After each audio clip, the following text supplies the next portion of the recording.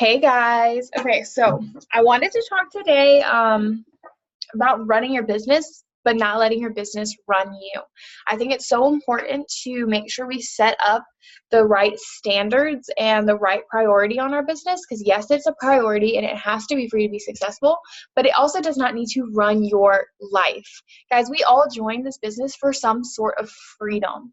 And if we jump in and then let this completely take over, run all of our decisions, all of our schedules, then we are completely sacrificing the whole reason we decided to give this a shot, right? And that's not what we want. We want us to get the most out of everything. And we join this company, and this company has the amazing opportunity to give you that abundance of life, but you don't want to miss out on that abundance of life by giving all of your life to the business.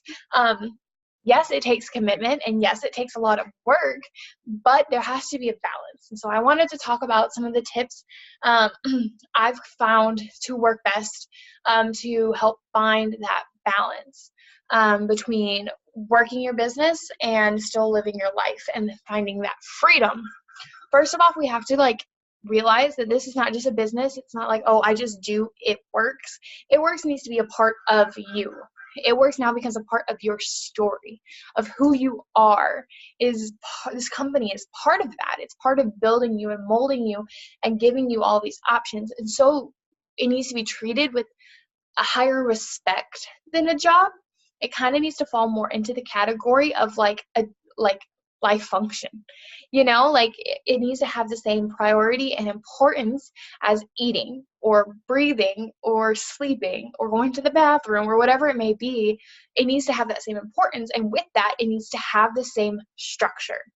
You're not going to eat all day long. You're going to get fat and you're going to put on weight. You're going to be unhealthy. You're going to not feel good. Just like sleep. You can't sleep all day long or you're not going to achieve anything. You're going to not feel good. Your body's going to ache. And just like this business, you don't need to work it all day long. There's got to be a schedule, a cadence. So today we're going to try to figure out where that falls for you. First off, guys, don't underestimate the power of do not disturb. When you go to sleep at night, you should always set your phone to do not disturb. I promise you there's no such thing as an it works emergency.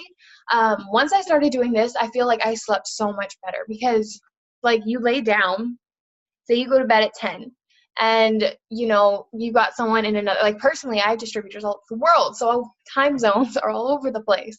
And so you've got someone in a different time zone who needs something, and they text you at 10:05, 10:30, 10:35, and you're laying there trying to go to sleep. And even if you don't get up and check those messages, it's still disrupting you. It's still putting you on edge. That feeling of when you're laying there and you hear your phone vibrate and it's just like that alert, even if you're not going to check it.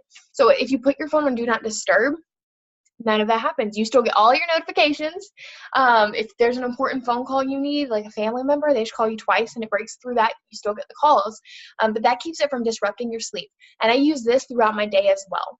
If I'm doing dinner with my husband, I put my phone on do not disturb. I get all of my messages. If there's an emergency, I can still get in contact. People can get in contact with me. But my phone is not buzzing, so my attention is not being diverted from the task at hand. I do this when I do power hours as well.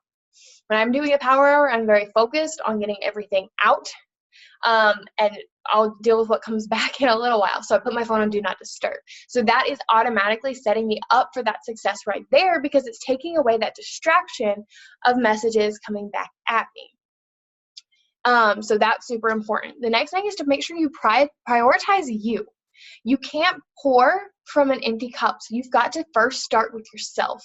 Every morning, before you do anything, before you check your phone, before you turn it off of do not disturb, before you do anything else, you've got to get your mind right. Guys, you can't pour from an empty cup, and I can't say that enough. If your business is dying, what are you watering it with? You've got to reevaluate that. If I come up to this plant and I try to water it with a cup that has been left out all night, or for a week, it's sat outside in the hot, it's evaporated all the water. If I try to pour this plant, nothing's going to happen. The plant's going to die.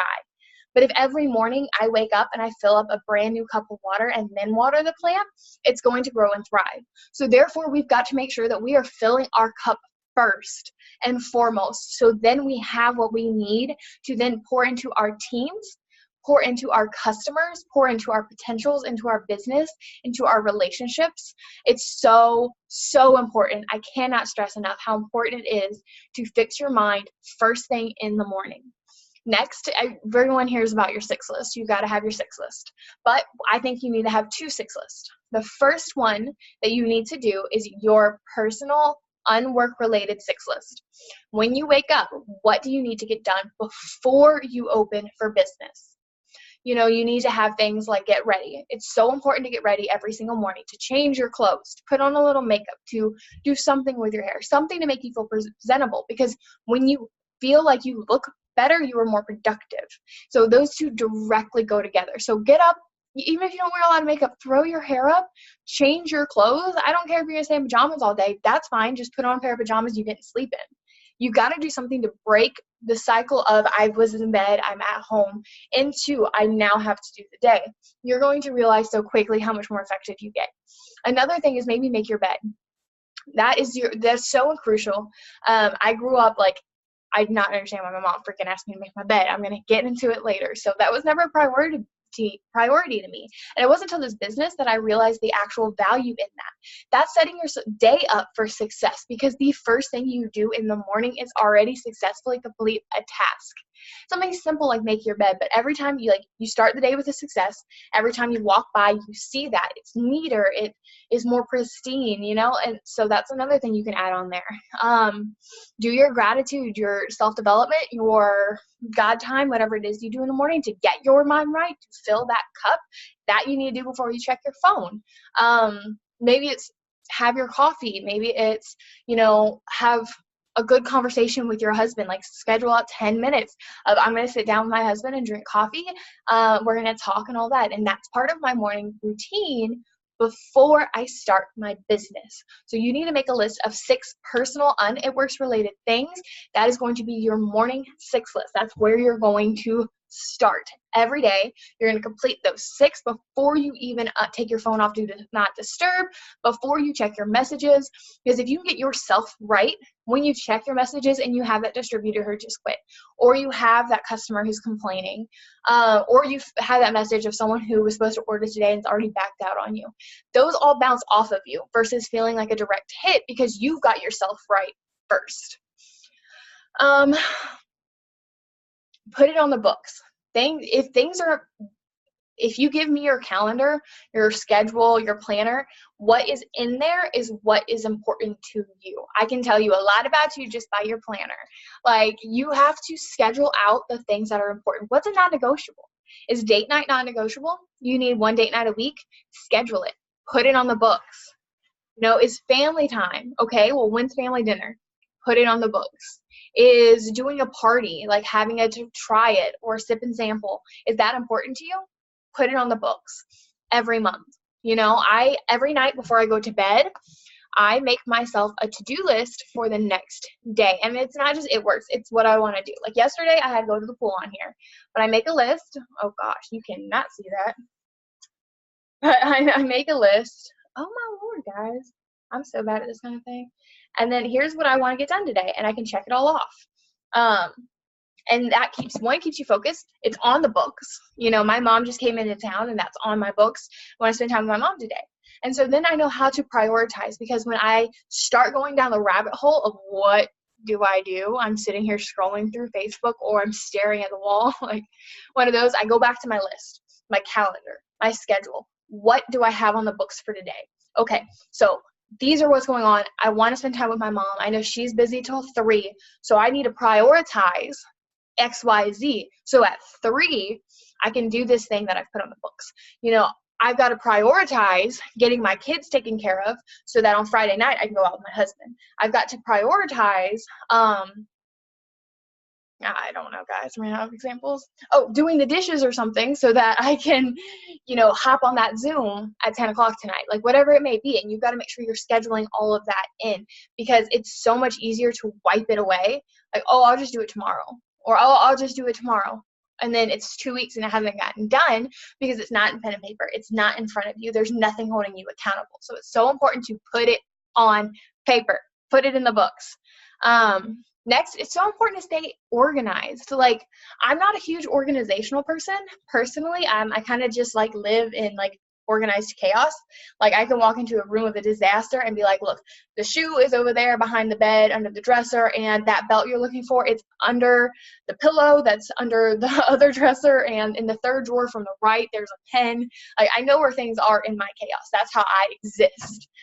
But when it comes to this business, you've got to get organized, because when you're organized, you operate quicker. Like, if I sit down for a power hour and I'm going to work for an hour, a dedicated hour, I want to work like task, task, task, task, task. I don't want to have to do 2 tasks and then crap, where's my notebook? So I can write my journal entry and try to find my notebook. Okay, well, I need to do follow-ups. Where did I put the list of follow-ups?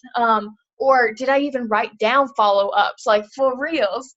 So it's so important to make sure. I keep a journal, or I keep my binder. I have a calendar where I keep track of all of my enrollments each month. So then I can go back and look at the last month who I need to follow up with. And then I know, like, my distributors, they signed up on the 15th of last month. And it's real quick to look at. I also can keep track of my trends. If I have 30 customers next month and 10 this month, what I do different. I keep my charts, I keep my team charts, and then I have it broken down monthly with dividers, and I write down all of my potential customers and distributors, what they want, so I can constantly follow up. So when I hit follow-up Friday or whatever day I'm doing follow-up, I can follow up all the way back to August when I joined the business because of the organization. That one keeps so many people from falling through the cracks, and I don't have to think about it. I don't have to search for it. It's all in one place. And it's impractical to think that you're going to have that all of the time. So I also keep a list on my phone, just on the notes, and I write down whatever it may be. If it's a note from a Zoom or a training I heard while I was in the car, or if it's I talked to this person and I gave them, or blitzed a person, or someone messaged me while I was out, well, I write down their name. And then when I get home, I take all of that and I put it in my binder. So when I sit down, I know where everything is. I don't have to think about it. I don't have to go searching. It's all in one place. And then it's important to keep your organization strategy, whatever it is, in a designated place as well. You don't want to necessarily keep your binder in your bedroom or in your living room, because then it becomes this idea of relaxation and it's too lax. There's no structure. So where do you work best? Do you have an office? Is it your dining room table? Get a little caddy that you can keep in the corner of your dining room or in the cabinet in the kitchen you can grab out. But you want to keep it in a designated area. If you sit in bed and work, like, granted, that's fine sometimes, but you don't want your bed to be your office, because then you're going to approach it with too lax of a feeling. There's no initiative because you're in bed. You just woke up. So you want to make sure you're moving to a new location that is designated for your business and that commitment, so that when you get into that spot, it has the feeling and the urgency and the commitment of, I have to get my work done here. I'm not on the couch watching TV and trying to scroll and do stuff. I'm not in bed trying to do stuff. I'm sitting where my designated area is to get some ish done. And that's when you're going to work most productively. Also, acknowledge, where are you most productive? Personally, I get the most work done when I go to a coffee shop and work. I don't know what it is, getting out of the house, getting into a different environment, drinking some coffee. That's where I work the best. So I try to schedule at least 1 to 2 times a week where I have a trip. I go to the coffee shop and go sit and work there for a couple hours, because I know that's where I'm most effective.